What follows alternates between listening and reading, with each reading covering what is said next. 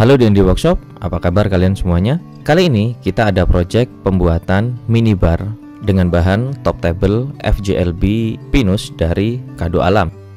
Minibar semi outdoor ini mengusung konsep industrial minimalis dengan perpaduan bahan besi hollow dan kayu solid. Kami pilih produk FJLB dari Kado Alam karena sangat praktis, sudah rata, dan kita tinggal finishing aja ya teman-teman. Di beberapa video sebelumnya kita sudah pernah kasih contoh ke kalian gimana hasilnya finishing FJLB pinus dari Kado Alam menggunakan natural oil, dan hasilnya sangat memuaskan serta mewah. Cafe yang kami kerjakan ini mengusung konsep tropical dengan aksen serba putih, sehingga karena basic natural color dari FJLB pinus ini cerah, maka di sini kami akan tambahkan sedikit kontras dengan teknik Shushugiban. Pada dasarnya, teknik ini dikembangkan di Jepang untuk memunculkan kontras serat kayu dengan cara pembakaran.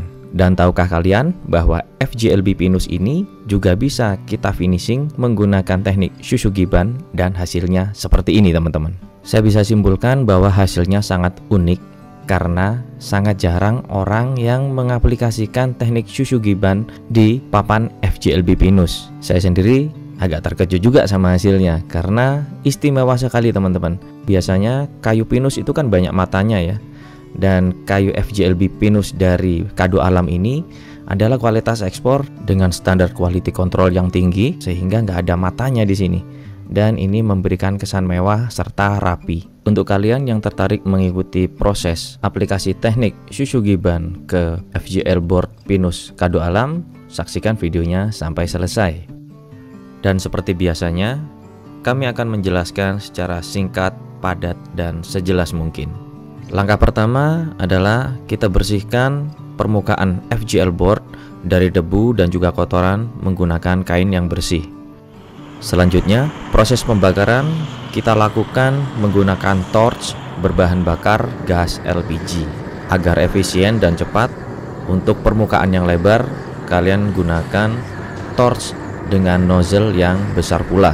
Selain mempercepat pekerjaan, penggunaan torch dengan nozzle yang besar itu menghasilkan api yang besar dan merata ya teman-teman, sehingga hasil pembakaran dan juga kedalaman warna cenderung lebih rata. Beda halnya kalau kita menggunakan dengan nozzle kecil seperti ini, kedalaman warnanya tidak akan merata dan cenderung bergaris-garis karena titik apinya kecil, fokus, tetapi sebaran apinya kurang melebar, sehingga nozzle kecil ini sangat cocok diaplikasikan di sudut-sudut dan juga bagian-bagian yang membutuhkan detail tinggi yang tidak bisa terjangkau oleh nozzle besar. Seluruh pekerjaan pembakaran lakukan secara hati-hati karena di sini kita melibatkan gas ya teman-teman. Pastikan jangan bekerja sendiri untuk mengantisipasi hal-hal yang tidak kita inginkan. Selanjutnya adalah proses sanding atau pengamplasan. Saya sarankan kalian gunakan mesin amplas dengan tipe random orbital karena cara kerja mesin ini adalah berputar dan juga bergetar di waktu yang bersamaan dengan kecepatan yang sangat tinggi, sehingga hasil kerjanya atau hasil amplasnya itu tidak menimbulkan garis-garis bekas pengamplasan teman-teman. Dan satu hal lagi yang perlu diperhatikan dalam penggunaan mesin orbital sander ini adalah jangan berikan tekanan yang terlalu kuat kepada mesin, karena kecepatan kikis dari mesin ini cukup agresif ya teman-teman. Jadi cukup kalian arahkan atau kalian gerakkan hingga merata ke seluruh permukaan kayu tanpa diberi tekanan berlebih. Langkah selanjutnya adalah coating atau melapisi kayu menggunakan clear top coat. Kalian bisa gunakan bahan water base maupun solvent, dan untuk finish permukaannya kalian bisa pilih glossy maupun matte. Pada contoh aplikasi ini kami menggunakan bahan water base dengan finish glossy. Kita mulai layer yang pertama. Layer awal ini kita aplikasikan tipis-tipis saja ya teman-teman. Jadi ini tujuannya hanya untuk menutup pori-pori supaya nanti ketika aplikasi yang kedua, ketiga, dan keempat, bahan top coat sudah tidak terserap lagi ke dalam kayu.